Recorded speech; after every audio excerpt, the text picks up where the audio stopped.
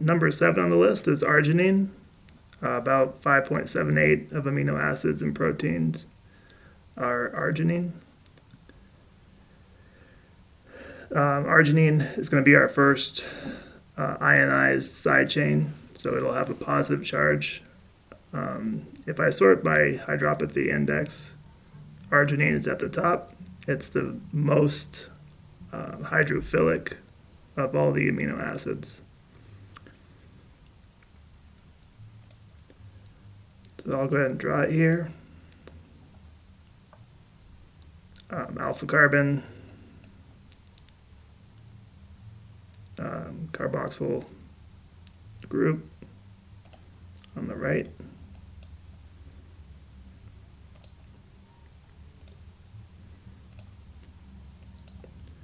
And amino group on the left.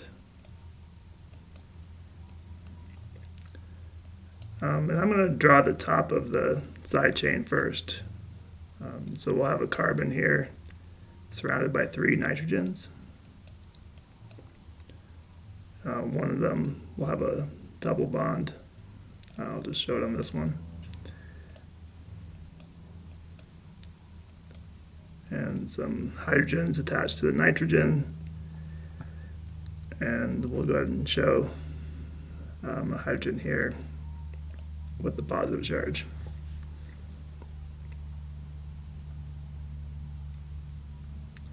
Then the rest of the side chain will be 3 carbons.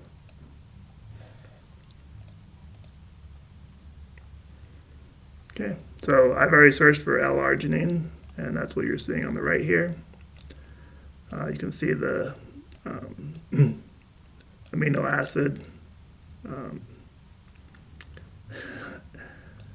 I forget which word I'm looking for here, but in a chain, in a protein, this will be like the backbone of the protein. Then the side chain coming off of the backbone. You've got your 3 methyl groups,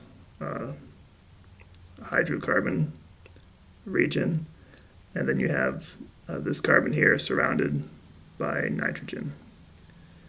I'll go into this a little bit later, but there's resonance here, so you don't actually have a double bond on a single location.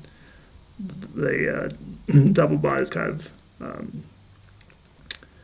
uniformly spread out, 30% chance of finding it in one bond or the other.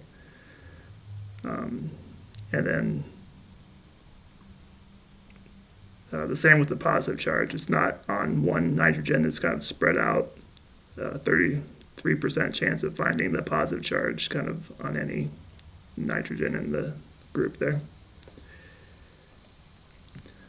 So here's a table of all the amino acids. On the left here is arginine, and this section here positively charged amino acids. So arginine is very similar to lysine. You have, in both cases, a hydrophobic section of the side chain with a hydrophilic section at the end of it.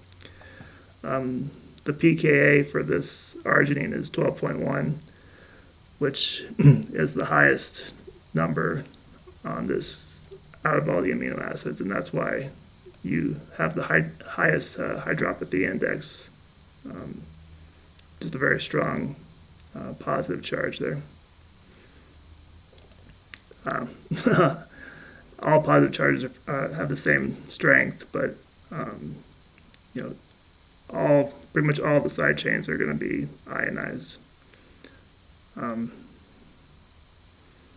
We talked about pK last time, but 12.1 pH, if that's the environment the arginine was in, you'd expect half the molecules to be ionized and half not. Since the cell is roughly 7 pH, you're pretty far away from that. It's a logarithmic scale, so you're very far away.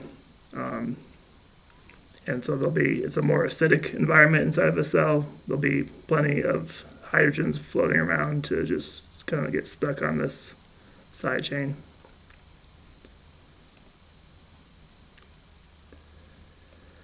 So they're calling it a guanidino group. I think that's how you pronounce it. And we'll just take you there real quick. So this is what I was talking about, resonance. The side chain has a positive charge, but the charge is not necessarily localized to a nitrogen, and the bonds to the carbon are all kind of equal strength. There's not like one double bond and two single bonds. So the three-letter symbol is ARG for arginine, and the one-letter symbol is R because arginine sounds like R, and we've already used A for alanine.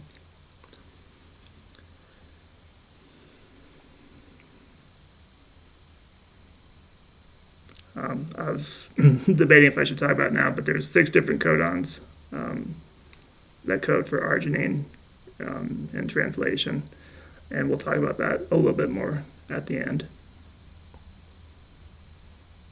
It does mention on this page that all amino acids are white, water-soluble solids. We saw that at the very beginning with leucine, named after being white, but any amino acid, according to this, will be a white solid. Arginine is conditionally essential, so it's essential in humans, but not at every stage of your life. So there'll be,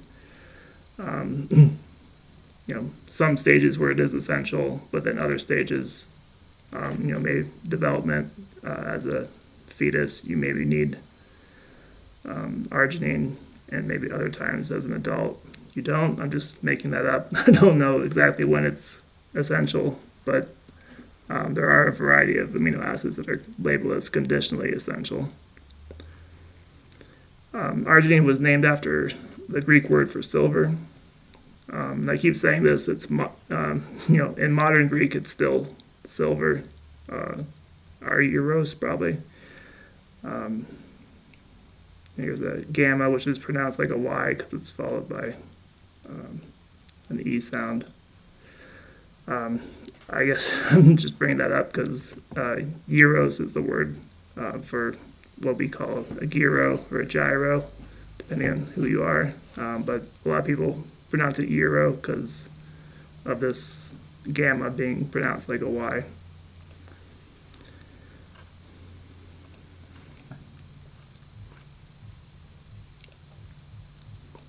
I don't know if I finished my sentence, but pretty much anytime something's named after Greek, I'm assuming it's named after something from ancient Greek, which is different than modern Greek.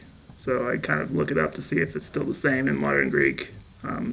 I suppose sometimes things are named after relatively modern Greek, how it was in 1886.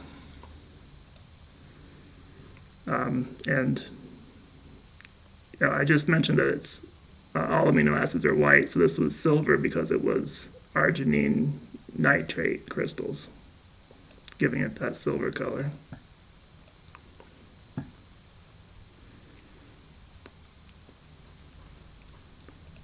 So we mentioned, or I mentioned that arginine is positively charged, and I was going to just, for completeness, I talked about anions, the prefix an being up, cation, prefix cat is down in Greek.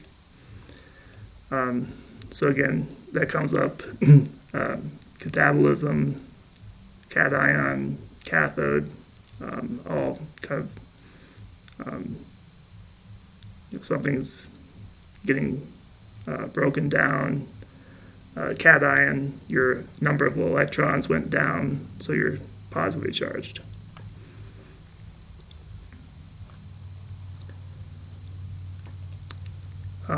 So since we talked about this a little bit before with the alpha helices, this is the table of helical penalty, alpha helical propensities. So when we talked about alanine, it's the most favorable amino acid for an alpha helix. and arginine and leucine are tied for second most favorable. So we've covered these three amino acids here that are kind of the most energetically favorable when it comes to alpha helices. And I realize this probably doesn't mean they're always included in an alpha helix. It just means they're stable, relatively stable in the alpha helix.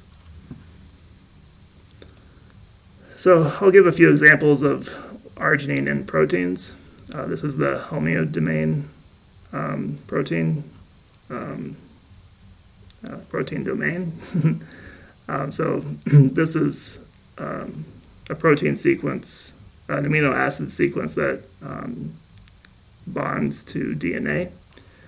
Since DNA is negatively charged, the homeodomain is going to need some positive charge in order to stick to the DNA. So I've already searched for arginine in this 60 amino acid sequence here. You can see there's kind of like a group of 4 here outside of the helices, and then in helix 2 there's a 4 in a row arginine sequence, and a couple spread out in all the helices. If I search for K, which we didn't talk about yet, that's lysine, the other similar positively charged amino acid. So you can see there's just a couple spread out, and then there's a group of 3 towards the end here. So it's not as common as arginine in this protein domain, but it's sprinkled throughout there too to just distribute more positive charge.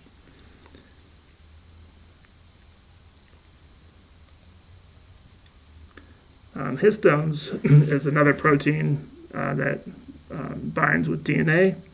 I just was going to mention this first sentence here on histones. Histones are highly basic proteins, and they become highly basic because they have a couple of amino acids that show up a lot, lysine and arginine, which are highly basic. So you get a highly basic protein by including highly basic amino acids, which is intuitive and maybe doesn't need to be said. But it's interesting that DNA, deoxyribonucleic acid, and we're talking about bases, lysine and arginine being bases, and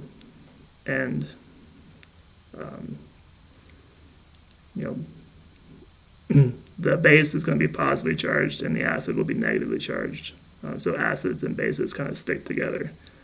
I guess growing up, DNA, when you know what it means, deoxyribonucleic acid, what it stands for, the acid was always confusing because you'd think DNA is dissolving something like an acid would dissolve something, but in a cell, it's acids sticking to bases in this description here.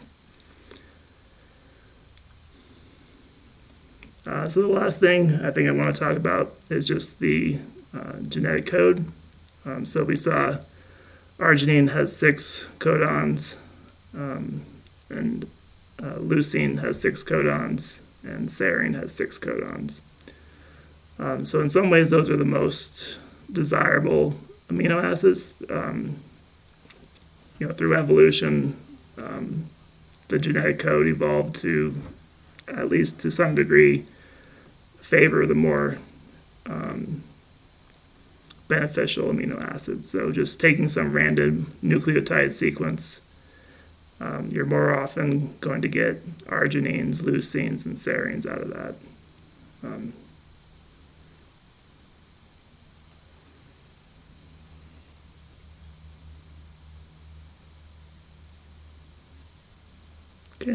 I think that's pretty much everything.